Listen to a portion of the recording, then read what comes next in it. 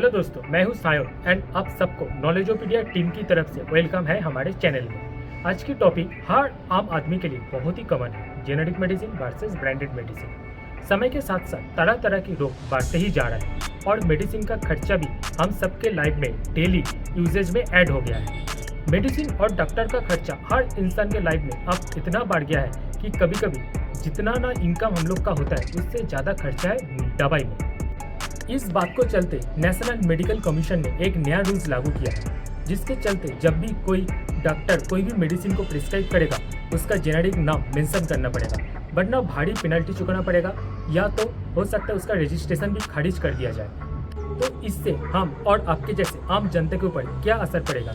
ये ब्रांडेड और generic medicine है क्या? पहले डॉक्टर क्या प्रिस्क्राइब करते थे, क्यों करते थे, अभी अचानक से क्यों चेंज किया गया है? इन सब को समझने के लिए पूरी वीडियो को ज़रूर देखिए एंड आप भी समझ जाओगे ये नया डिसीजन सही है या गलत है। तो दोस्तों, सबसे पहले समझते हैं जेनेरिक एंड ब्रांडेड मेडिसिन है क्या। जेनेरिक मेडिसिन है अनब्रांडेड मेडिसिन, जिसमें वही सेम केमिकल इंग्रेडिएंट्स यूज होता है। कोई भी ब्रांडेड कंपनी जब कोई मेडिसिन बनाते हैं तो उसका बहुत सारा क्लिनिकल ट्रायल होता है, स्टेप बाय स्टेप ढेर सारा रिसर्च होते हैं, टेस्ट होते हैं एंड सब कुछ सही से पास करने के बाद एक नेम दिया जाता है।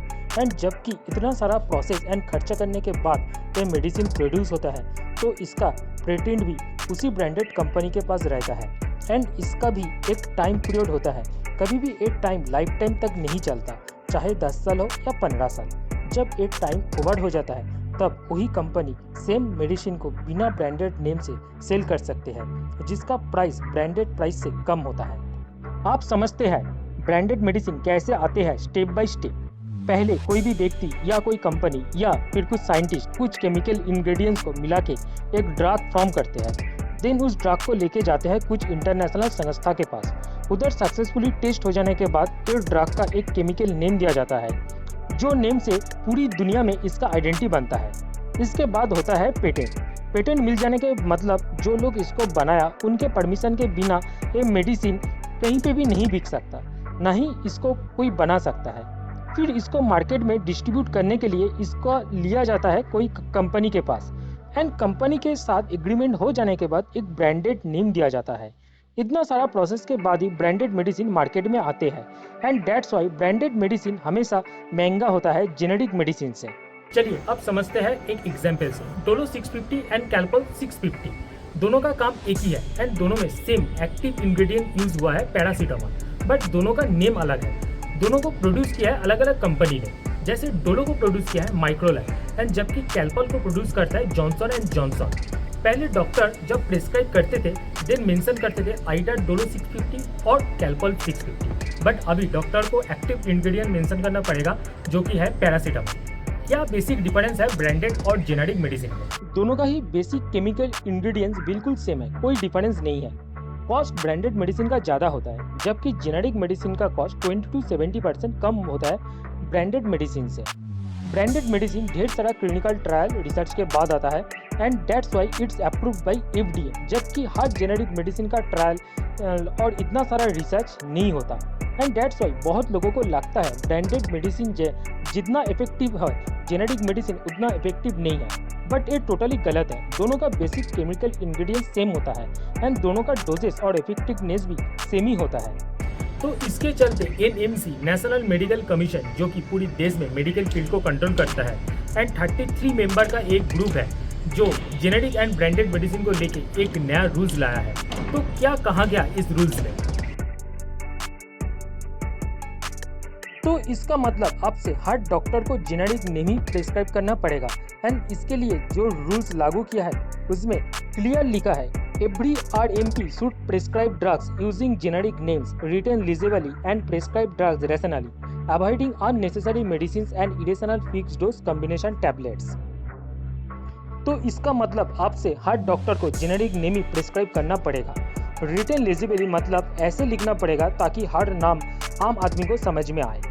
ऐसे कि हम सभी जानते हैं डॉक्टर जो प्रिस्क्राइब करते हैं उसे समझना एक आम आदमी के लिए बहुत ही डिफिकल्ट रहता है, तो उस पॉइंट का भी इधर जिक्र किया गया। साथ में कहा गया सिर्फ वही दवाई दे जिसका ज़रूरत है। अगर ये सब नहीं माना तो पेनल्टी किया जाएगा एंड बार बार रिपीट होने से लाइसेंस भी रद्द हो सकता है। तो अब तक क्यों रेफर किया जाता है ये ब्रांडेड नेम? बात बिल्कुल आसान है। जो ब्रांडेड मेडिसिन होता है उसका प्राइस बहुत हाई रखा जाता है। एक तो उसके बनाने के लिए बहुत सारा क्लिनिकल रिसर्च होता है, टेस्ट होता है, बहुत सारा खर्चा भी होता है, एंड दूसरा उसका सेलिंग प्राइस भी हाई होता है, जिससे उसको सेल करने से प्रॉफिट और मार्जिन भी ज़्यादा होता है जेनेरिक मेडिसिन के मुकाबले। इस प्रॉफिट का शेयर मेडिकल कंपनी के रिप्रेजेंट के थ्रू डॉक्टर के पास भी जाता है। दूसरा, कंपनी के पास बजट भी ज़्यादा होता है मार्केटिंग करने के लिए, जिसके चलते सभी जेनेरिक नेम्स को छोड़कर ब्रांडेड नेम से ही ज़्यादा जानते हैं मेडिसिन को। अब इस रूल्स के बाद IMA, इंडियन मेडिकल एसोसिएशन, जो कि डॉक्टर्स का एसोसिएशन है, इस बिल का अपोज करते हैं। डॉक्टर्स का कहना है जेनेरिक मेडिसिन का क्वालिटी उतना अच्छा नहीं है ब्रांडेड मेडिसिन के मुकाबले। दूसरा, ब्रांडेड मेडिसिन का जितना अच्छा सप्लाई एंड अवेलेबिलिटी है, जेनेरिक मेडिसिन का उतना अच्छा स्टॉक नहीं है। एंड सबसे बड़ा प्रॉब्लम, ब्रांडेड मेडिसिन में प्रॉफिट ऑफ मार्जिन ज़्यादा रहता है। तो भले डॉक्टर जेनेरिक मेडिसिन को प्रिस्क्राइब करे, बट मेडिकल स्टोर वाले वही मेडिसिन को ज़्यादा रेफर करेगा जिसमें उसका फ़ायदा ज़्यादा हो। एंड कुछ चांसेस ये भी रह जाता, अगर मान लीजिए डॉक्टर ने प्रिस्क्राइब किया पैरासीटामोल 650 फीवर के लिए, बट जो दुकान में है उसका नॉलेज एक डॉक्टर जैसा नहीं है। अगर उसके पास सेम केमिकल इंग्रेडिएंट का टैबलेट नहीं रहता, देन एक चांस रह जाता है कि सेल करने के लिए फीवर का कोई दूसरा टैबलेट दे दे, जिसका शायद केमिकल इंग्रेडिएंट्स भी दूसरा हो। तो क्या असर पड़ेगा इन सब से आप में, हमें और हम जैसे आम आदमी में?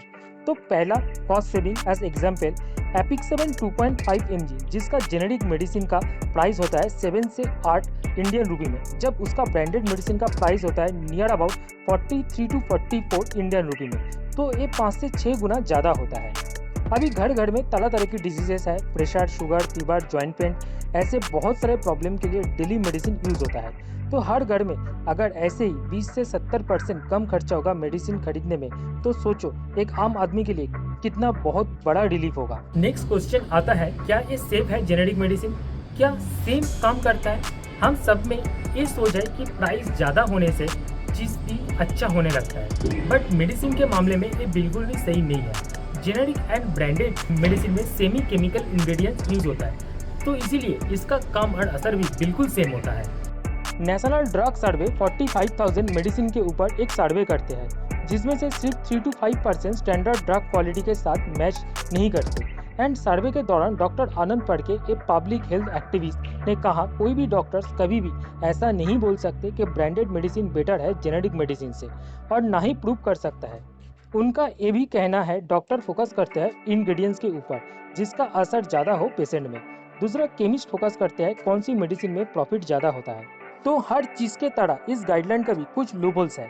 अब डॉक्टर भले ही जेनेरिक नेम से प्रिस्क्राइब करें, बट केमिस्ट वाले अभी भी ब्रांडेड मेडिसिन में ही ज़्यादा फोकस करेंगे, क्योंकि प्रॉफिट उसमें ज़्यादा है और आम आदमी को उतना नॉलेज नहीं होता मेडिसिन के नेम को लेकर। तो मेरे ख्याल से डॉक्टर के साथ साथ केमिस्ट के लिए भी कोई रूल्स लाना चाहिए, जिससे सच में आम आदमी को फ़ायदा हो एंड सही मेडिसिन कम पैसे में सबको मिले और सबका खर्चा कम हो। तो आप लोग भी कमेंट सेक्शन में बताइए, क्या आप लोग समझ पाए क्या जेनेरिक मेडिसिन है और क्या ब्रांडेड मेडिसिन? क्या आपसे आप लोग जब भी डॉक्टर के पास या केमिस्ट के पास जाएंगे तब पूछेंगे जेनेरिक एंड मेडिसिन को लेकर? इस वीडियो को सबके साथ शेयर करो एंड सबको मालूम होना चाहिए कि कैसे सेम मेडिसिन को बहुत ज़्यादा पैसे में बेच के बड़े बड़े कंपनी, दुकान मुनाफा लूटते हैं। एंड आपसे आप लोग को क्या करना चाहिए? अगर वीडियो आप लोग को अच्छा लगे तो वीडियो को लाइक करिए एंड सबके साथ शेयर करिए, और हम लोग के चैनल को भी सब्सक्राइब कीजिए, जिससे हम लोग को और मोटिवेशन मिले। और हर वीक फ्राइडे नाइट को हम लोग का एक नया टॉपिक के ऊपर वीडियो आएगा।